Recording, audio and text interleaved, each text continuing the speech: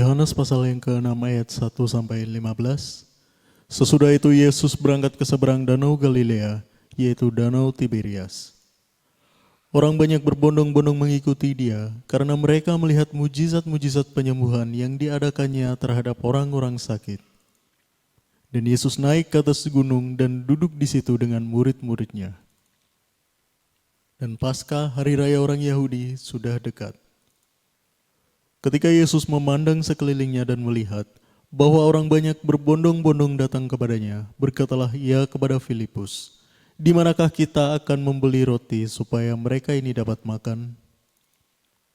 Hal itu dikatakannya untuk mencobai dia, sebab ia sendiri tahu apa yang hendak dilakukannya.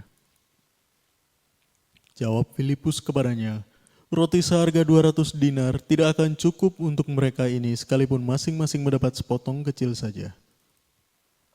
Seorang dari murid-muridnya, yaitu Andreas, saudara Simon Petrus, berkata kepadanya, "Di sini ada seorang anak yang mempunyai 5 roti jelai dan 2 ikan. Tetapi apakah artinya itu untuk orang sebanyak ini?" Kata Yesus, "Suruhlah orang-orang itu duduk."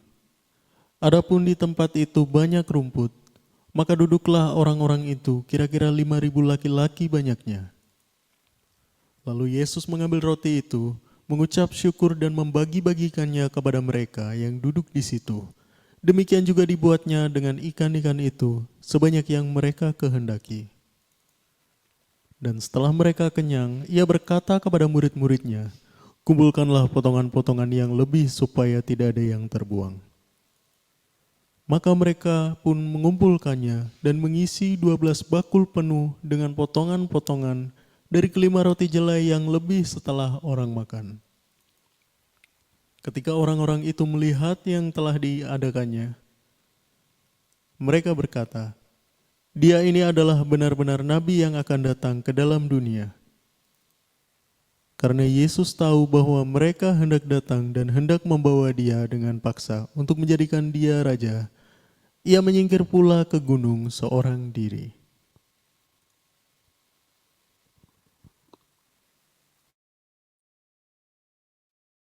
Hai, shalom guys, selamat malam. Ya, puji Tuhan, sudah sampai ke episode keberapa ya? Yang Yohanes 6 ini, yang ke-6. Ya, kita lanjut saja langsung ketika kemarin kita sudah bahas sampai belas kasihan, sampai bagaimana Tuhan memanggil muridnya untuk melayani sendiri, bukan dari kepunyaan orang lain, bukan menyuruh orang lain, tapi diri mereka sendiri yang mau dipakai oleh Tuhan. Yang saya katakan di lagu roti dan anggur ya. Mau jadi roti ndak yang terpecah, mau jadi anggur ndak yang tercurah. Ya, kita lanjut di Yohanes 6 ayat yang ke-11. Dan akhirnya Tuhan Yesus membuat mujizat, ya kan. Lalu Yesus mengambil roti itu, mengucap syukur dan membagi-bagikannya kepada mereka yang duduk di situ. Demikian juga dibuatnya dengan ikan-ikan itu sebanyak yang mereka kehendaki. 12. Dan setelah mereka kenyang, ia berkata kepada murid-muridnya, "Kumpulkanlah potongan-potongan yang lebih supaya tidak ada yang terbuang." 13. Maka mereka pun mengumpulkannya dan mengisi 12 bakul penuh dengan potongan-potongan dari kelima roti jelai yang lebih setelah orang makan. Nah, kita lihat di ayat yang tadi saya bacakan 11-13 bahwa bagaimana kalau kita mau membayangkan kondisi ini ketika Tuhan memecahkan roti-roti itu, membagi semuanya, semua orang itu kenyang. Semua orang itu duduk menikmati hidangan sampai sisa-sisa 12 bakul. Pertanyaannya, bagaimana dengan murid-muridnya?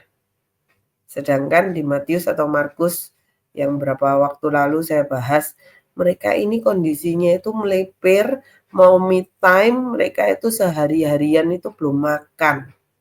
Mereka itu lapar. Tetapi dalam kondisi seperti itu, hendak Tuhan suruh mereka makan. Justru mereka masih disuruh untuk melayani. Mereka disuruh untuk membagi. Bukan perkara yang mudah ya teman-teman, bagi ke 5.000 kakak itu.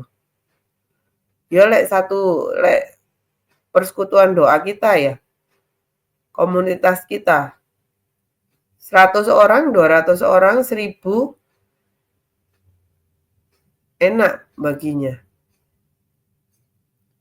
Ini 5.000 kakak, kepala keluarga. Kepala keluarganya 5.000. Belum anaknya, belum istrinya. Istri 1, anak-anaknya. Belum lagi kalau istrinya banyak. Jadi, sampai di titik seperti itu loh. Melayani itu. Saya tadi ketika membaca ayat ini diingatkan sedikit kita buka ya di ayat di 2 Timotius 2. Kita bahas dan baca. 2 Timotius 2 ayat 1 sampai 7. Sebab itu hai anakku, jadilah kuat oleh kasih karunia dalam Kristus Yesus. Kenapa dikatakan jadilah kuat? Karena ketika melayani Tuhan, kita bekerja bersama dengan Tuhan. Baik dalam pekerjaan kita sekuler maupun dalam pelayanan. Kita itu harus menjadi pribadi yang kuat, teman-teman. Oleh kasih karunia dalam Kristus Yesus. Karena bukan perkara yang mudah. Ketika kita itu harus tetap berdiri dalam posisi benar di hadapan Tuhan. Pasti ada jatuh bangunnya, pasti ada melesetnya, pasti ada gagalnya. Tapi di sini dikatakan di ayat pertama ini, jadilah kuat. Ya kamu mau gagal, kamu mau berhasil, kamu mau seperti apa, kalau berhasil mau kuat ya pasti kuat lah. Tapi ketika kita sedang gagal, ketika kita itu sedang lemah, di sini dikatakan jadilah kuat. Next, ayat kedua. Apa yang telah engkau dengar daripadaku di depan banyak saksi, percayakanlah itu kepada orang-orang yang dapat dipercayai, yang juga cakap mengajar orang lain. Next. Ikutlah menderita sebagai seorang prajurit yang baik dari Kristus Yesus. Seperti yang saya sampaikan di pertemuan awal-awal, bahwa setiap kita itu adalah guru.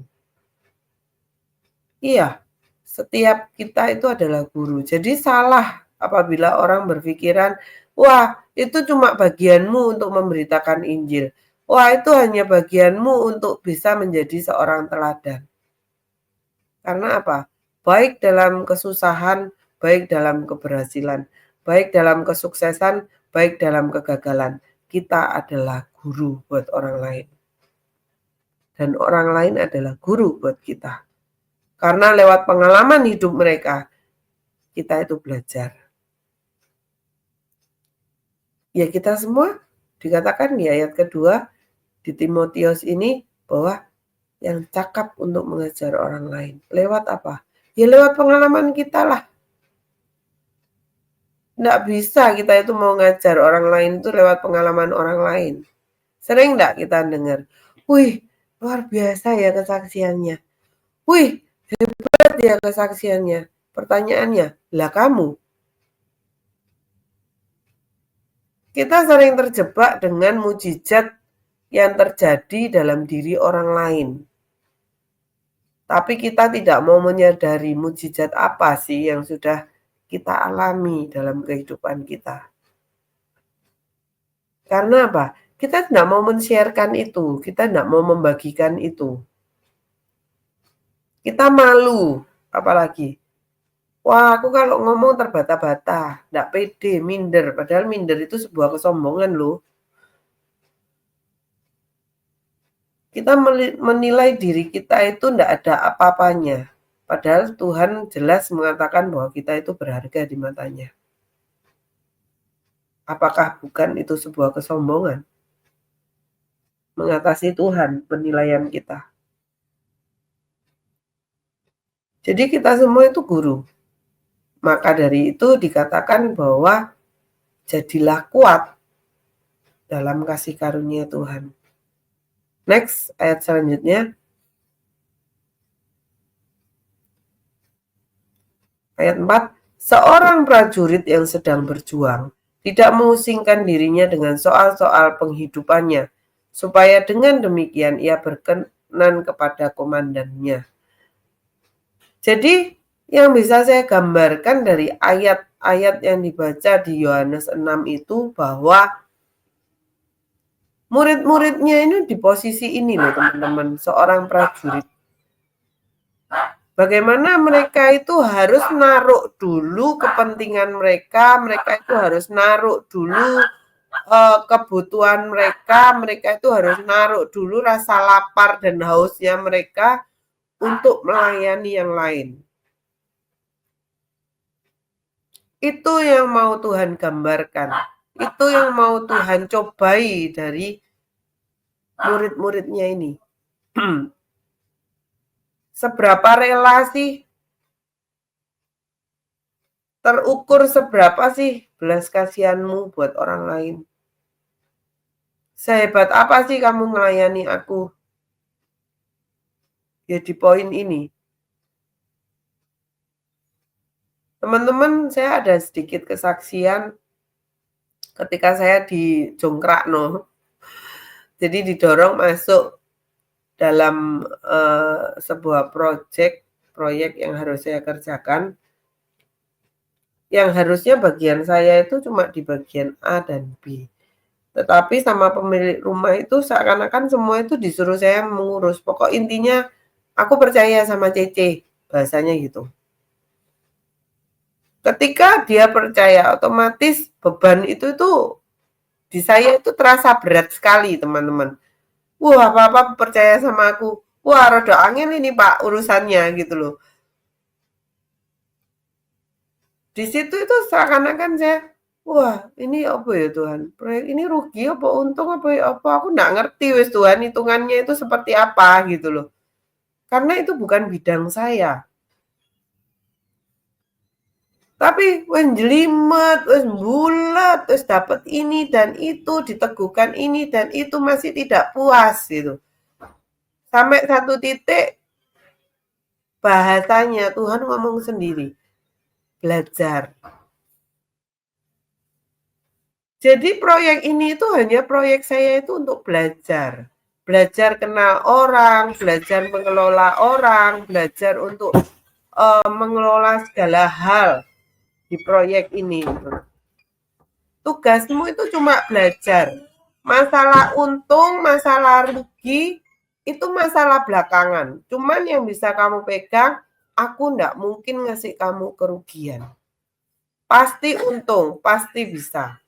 Jadi ketika saya masuk dalam proyek ini, seakan-akan saya ndak ngerti apa-apa, tapi secara logika manusia, hikmat manusia, itu kan ngitung teman-teman pengeluaran, pemasukan, bahan segala macam itu masuk dalam hitungan saya. Gak masuk blas Tuhan. Tapi Tuhan dengan simpel ngomong cuma belajar. Tapi ketika ada kata-kata itu belajar, itu kayak di hati itu deg dan nyes rasanya. Jadi, oh cuma belajar. Oh iya, aku tahu jawabannya. Jadi seakan-akan satu suara itu menyelesaikan semuanya. Ya tugasmu cuma belajar, sudah selesai. Wes nggak usah pusing masalah untung, rugi, segala macam. Yang pasti kamu nggak mungkin rugi. Ya sudah, aku jalan. Jadi ketika ada di titik pusing sekali, wah bingung. Wah nanti aku gimana nih, kalau rugi gimana, kalau begini gimana. Tetapi ketika kita berjalan bersama Tuhan, kita mau ditampilkan oleh Tuhan, maka ya teruslah berjalan. Maka jangan memusingkan perkara pribadi. Yuk kita munculkan ayatnya di ayat 4. 2 Timotius 2 ayat 4. Dengan soal penghidupannya. Tidak memusingkan dirinya dengan soal-soal penghidupannya.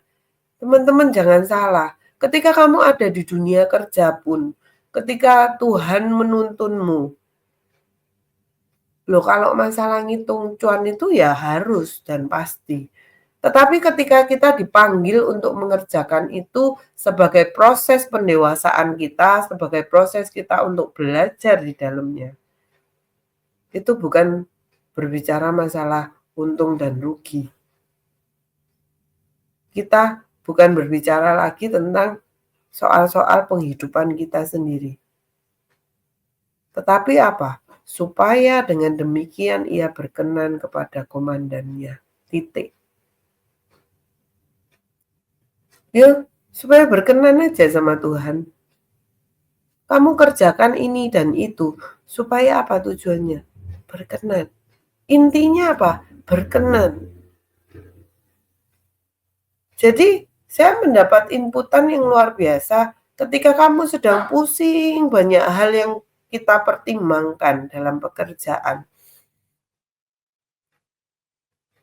Kita masih bergumul sama Tuhan. Ya itu berarti benar kita. Tuhan benar enggak ya? Tuhan kok pekerjaanku gini ya? Tuhan layananku terus gimana? Tuhan kok kayak gini ya? Justru di saat seperti itu adalah momen-momen kita itu sedang benar sama Tuhan. Karena apa? Kita membawa semuanya itu ke Tuhan. Kita menuntut sebuah perkenanan dari Tuhan. Kita sadar bahwa semua itu kalau tidak ada Tuhan, ya tidak akan jadi semuanya. Next, kita bahas ayat kelima. Seorang olahragawan hanya dapat memperoleh mahkota sebagai juara apabila ia bertanding menurut peraturan-peraturan olahraga. Ada peraturannya, teman-teman, ketika kita ngikut Tuhan itu. Sama dengan murid-murid ini. Bisa seenaknya gitu ngambil makanan. Ketika Tuhan tidak memerintahkan mereka untuk makan, ya mereka tidak akan makan. Fokusnya hanya untuk melayani. Semua ada peraturannya. Semua ada kaflingnya bahasanya. Ada bagian kita. Yang kita tidak boleh keluar dari itu. Next, ayat ke-6. Sorry. Seorang petani yang bekerja keras haruslah yang pertama menikmati hasil usahanya. Ini sebuah jaminan. Gak akan rugi, gak akan rugi kamu. Ketika Tuhan nyuruh kamu belajar, ya kamu belajar. Ya, jadi ketika Tuhan memerintahkan kita untuk mengerjakan apa, otomatis masalah untung dan rugi itu ada di tangan Tuhan, yang pasti saya katakan bahwa itu tidak akan merugikan. Tetapi kita mendapatkan keuntungan 2 kali lipat. Apa itu? 1, kita tidak akan rugi secara material. Yang 2, kita dapat proses belajarnya kita itu. Yang tidak bisa digantikan dengan materi. Loh, karena apa? Proses belajar itu yang namanya tuntunan Tuhan itu nyata, teman-teman. Tuhan nuntun kita step by step-nya. Lewat setiap peristiwa ini, oh aku belajar ini. Loh, itu yang tidak bisa kita beli. Jadi otomatis yang dikatakan di ayat ini bahwa seorang petani yang bekerja keras haruslah yang pertama menikmati hasil usahanya. Next, yang terakhir ya. Maaf ya teman-teman. Batuk. Perhatikanlah apa yang kukatakan. Tuhan akan memberi kepadamu pengertian dalam segala sesuatu. Ini yang saya katakan teman-teman. Proses belajar kita yang lebih dalam dari itu, kata-kata belajar yang saya dapatkan dari Tuhan. Bahwa kita mendapatkan pengertian dalam segala sesuatu. Kalau tema apa ya kapan lalu yang saya bahas bahwa zona private lah, kita dituntun Tuhan pribadi. Kita dengar suaranya, Tuhan ajarkan kita sendiri private. Begitu juga dengan ini. Tuhan berikan kepada kita secara pribadi pengertian dalam segala sesuatu. Luar biasa ya teman-teman. Ya itulah yang bisa saya gambarkan ketika di Yohanes 6 ini katakan bahwa ketika murid-muridnya sudah lapar, ketika murid-muridnya sudah lelah, tapi Tuhan tetap pakai mereka. Ayo kerjakan dulu. Ayo melayani dulu. Masalah kita makan atau enggak makan itu ditaruh di paling belakang. Ketika kita disebut prajuritnya Tuhan. Tetapi apakah itu pekerjaan yang mudah? Tentu tidak. Kenapa saya katakan tidak mudah? Karena pada awalnya di ayat ini yang dikatakan untuk prajurit, panggilan untuk menderita. Di perikopnya 2 Timotius 2 ini.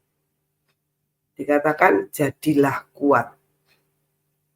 Ya kamu harus kuat. Karena enggak gampang memang.